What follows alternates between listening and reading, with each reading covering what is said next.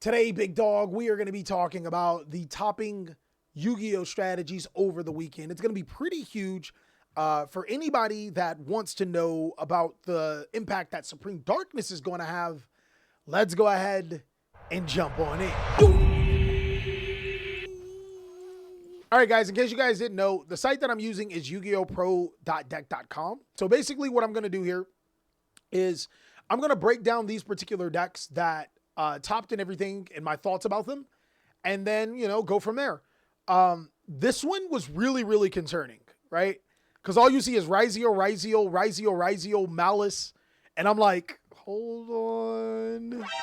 Is this one of those formats? I'm not going to lie. I still do think by a long shot, it's Risio Maliss. Those are still the best two decks in the game right now, in my opinion. But I think that other decks can compete, and that's a good thing. So, unfortunately, no decks we can look at from here, but we'll be able to look at some decks as we go forward. Oh, man, I really want to see this Memento deck. I wish we could find this person will be Memento, because I told you guys, Memento is one of the strongest decks in the game. Also, players are playing Primite, Bestial, Fiend Smith. I don't think we're going to see these two decks again, or a way for us to get access to these two decks. So what if I just looked up Red Eyes, Primite, Fiend? What is this? Okay, this is some dang Gooner talk, chat. I really wanted to show you guys, if you guys have a link or something. Yeah, White Duston. You guys didn't know? Chat, White Duston is a light fiend monster that can be summoned by Primite. It's full combo. It's not, bro, I wish I could share this deck with you guys. So shout out to my man, Tridef Gamer, for giving us this Primite list. This is what the new kids on the block are playing, guys. So here's the deal. Your Lowly Load gets you to Primite Roar. Primite Roar can special summon White Duston to your side of the field. That's full combo. It can also summon Labradorite Dragon, which just so happens to be a Dark Dragon tuner, which if you combine with Lacrima, you can make a Light and Dark Chaos Angel. Pretty strong, huh? Pretty strong, huh? That's pretty strong. You can run a decent amount of hand traps. There's Ash, there's Effect Veiler, there's the Bestials, there's Nib, Imperm, and the deck has multiple modes of operation. You can even run the Bestials with Regain. The first thing is that if this Primite combo gets stopped, well, Jesus Christ, we still got our regular Fiend Smith stuff. We can use them to make all different types of boards. Having a Seals plus a Fiend Smith Desiree is kind of strong, right? No Wave King Caesar in this particular build, but I think Wave King Caesar is really good. And this one's actually playing the new Fiend Smith Fusion. I haven't found a use for this card, especially... Wait, hold on. If this card is Fusion summoned, you can discard one card, send one Light Fiend monster from your deck or extra deck to the graveyard. But if it's sent to the graveyard, oh, so we must be using Fiend Smith in Paradise? No. I just think you should play two Desiree, right? But I don't know. Maybe that's one of the problems with the deck, is that it's clogged for its extra deck space. But regardless, White Duston is full combo in this Fiend Smith deck, and that's what makes this deck really good. Oh man, I really want to see this Memento deck. I wish we could find this person will be Memento, because I told you guys, Memento is one of the strongest decks in the game. This is probably the latest topping Memento deck, and the deck's straightforward. It's this straightforward. It's this simple, guys. It's not much to say about it. You have 3, 6, 9, 12 one-card starters.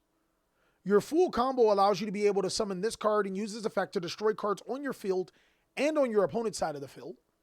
You can then also fusion summon into a Guardian Chimera. Like, this deck is really good at interacting on your opponent's turn. And that's what makes this deck so freaking powerful. Unfortunately, we don't... Oh, and that is not a tournament, unfortunately. But yeah, we don't have the rest of those. I'm also going to leave that one down. But now we have actual lists that we can see. Pure Risio making it is kind of crazy.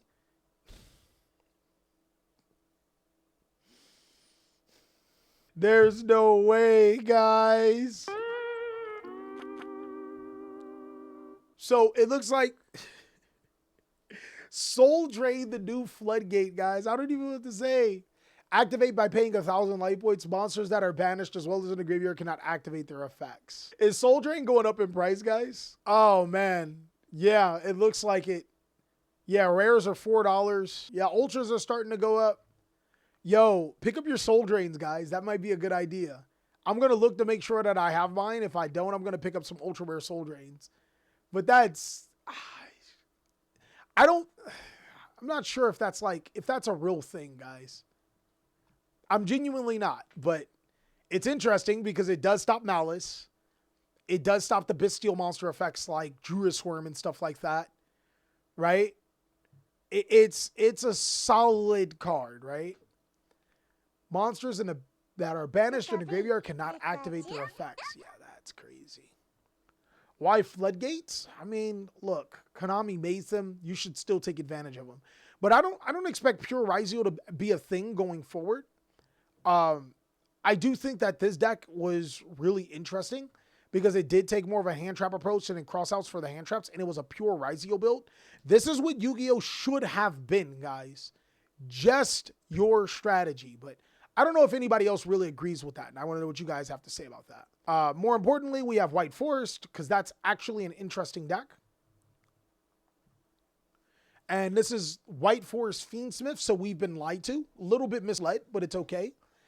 I think the reason why we Fiend Smith combo is if we get D-Barrier, we still have Fusion and Links in our arsenal. Also, this deck can easily put 2 monsters on the field and just go Fiend Smith combo. There's 3 LZ, 3 of each LZ, or 3 LZ White Forest and 3 LZ Azamina of White Forest, right? 1 Esteller, 1 Rusia, 3 Sylvie, then the 1 Diabell Star. Interesting enough, he's maining Meows, which I find it crazy that he's maining Meows and not the other ones. He probably does fear the Maliss matchup more than he fears the Risio matchup. And this deck plays a good amount of hand traps. And Meows could be decent against Fiend Smith. So that makes sense. Next, we have Crystron. So it looks like Supreme Darkness is having an impact. Is Nib still good this format? Nib is one of the best hand traps in the game right now. Is Droll good? Droll is amazing against decks that play multiple engines. Because they start off with one engine, you Droll them, and now they have to pretty much, if they can, stick to that engine, and they can't get to another engine. It's also good against Molcharmies themselves. So Crystron is really good. Terratop is full combo. Only 1 Sea Tree in 1 Kurakan Dax. That actually makes this deck budget, right? Because this is like $20. This is like $20. That's $40, but the rest of the deck is dirt water. But yeah, Supreme Darkness is having a pretty good impact, as you can see. This card is also going crazy. This card's bonkers because it does stop Metal Ranus. Or I'm sorry, it does stop the Ryzios. That whole little Equips Twin situation that your opponent's trying to do. It's a ridiculous card. It's crazy. It stops so many good things in the game. I think there's another Crystron deck that we get to go over.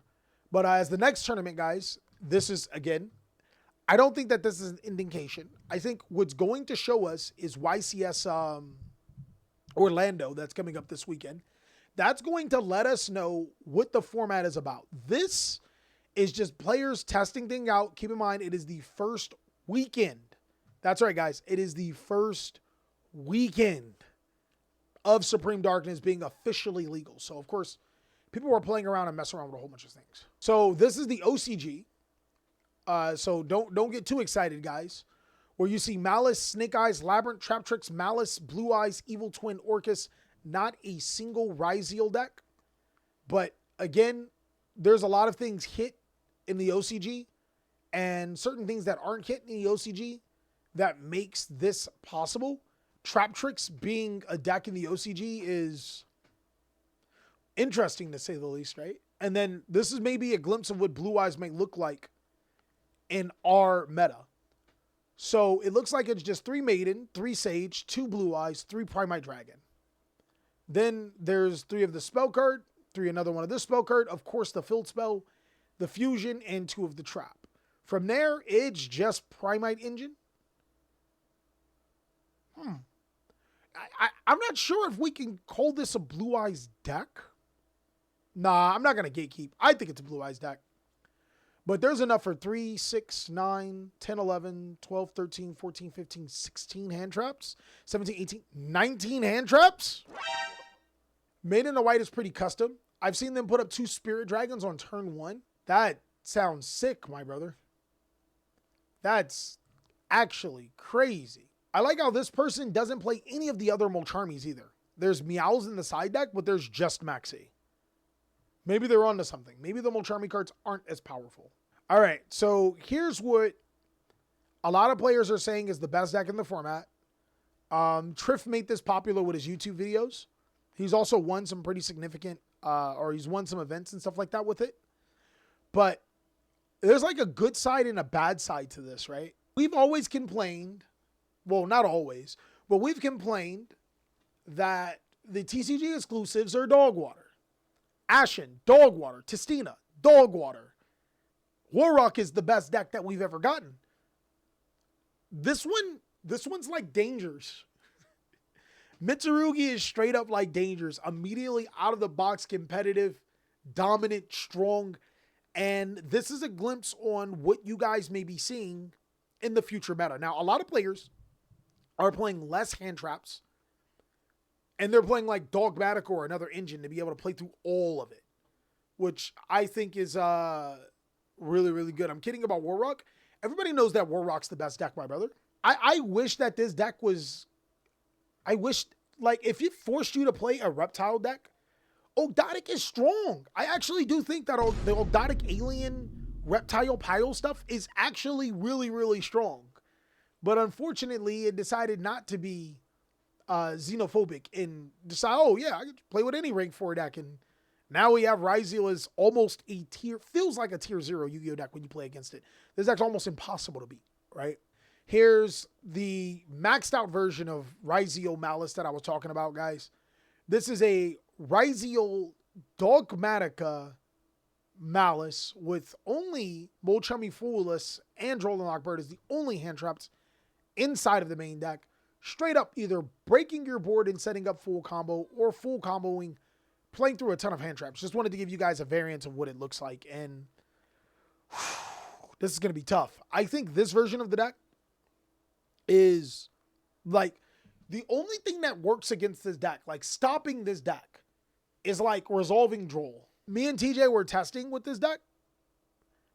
I Bestialed, hand trapped, nibbed him, and he's still set up consistently. And you know how TJ is, guys. He's TJ. He's TJ. Maybe I was having a bad day and we need to test a little bit more, but it is so hard to break this deck's board. It is incredibly hard. It's crazy. My Vindrids can still take them. You got to send me a Vindrid deck from Supreme Darkness, but I think this is the deck to beat right now. And here's where we have what could be a great format. Now, granted, it's a Minneapolis regional. I'm not sure how many people were there. Love to see Vanquish Soul in the top 8, my boy. And also love to see Crystron and Mermail do their thing. Let's go ahead and see this Crystron deck. This one's a Crystron Horus deck. A lot cheaper, right? Only one C-Tree, only one core convex. So there you go. I think this is crazy. Oh yeah, Tobias, Eclipse Twins is the reason why Dweller needs to be banned. Eclipse Twins should not exist. The fact that it can be Xyz summoned using rank monsters and it can summon back Xyz monsters and attach a material to them is ridiculous. Leave my Dweller alone, my guy. And then Mermail. Love this deck. This deck loses to Dweller. Kinda. Not really. I've actually beaten TJ in his Risio blah blah blah deck with this because this deck can combo like crazy. This deck can play, chat. This card is absolutely bonkers. The new Poseidra. Oh my god, chat. This card's crazy. I did not know that this card was this strong until I started playing with it. Because at first glance, you're like, we don't need that effect. But to be able to discard any card like Infantry, which isn't once per turn to destroy, by the way, and then send a Mermail from your deck to the graveyard to bounce a card, it gave this deck even more manpower to go second in board break, which I absolutely love. I think it's one of the craziest things about the deck. There's another Mermail deck. This one, kind of similar, except this one's more synchro heavy or Exceed heavy. I don't think Mermail is solved just yet. So we're still going to have to do some things to figure out what's the best way to play Mermail. So this one's more of a synchro heavy build. I think, personally, the Exceed heavy is a little stronger, just because it's easier to get into your Exceeds than it is synchros. But that was a pretty long video, 30 minutes of me yapping on the strategies that we found over the weekend. Let me know what you guys think. I think it's going to be a very weird Yu-Gi-Oh! Meta. I made a whole video about it on the main channel. But of course, until then, I can't wait to see what you guys have to say, and I can't wait to catch you on the next video.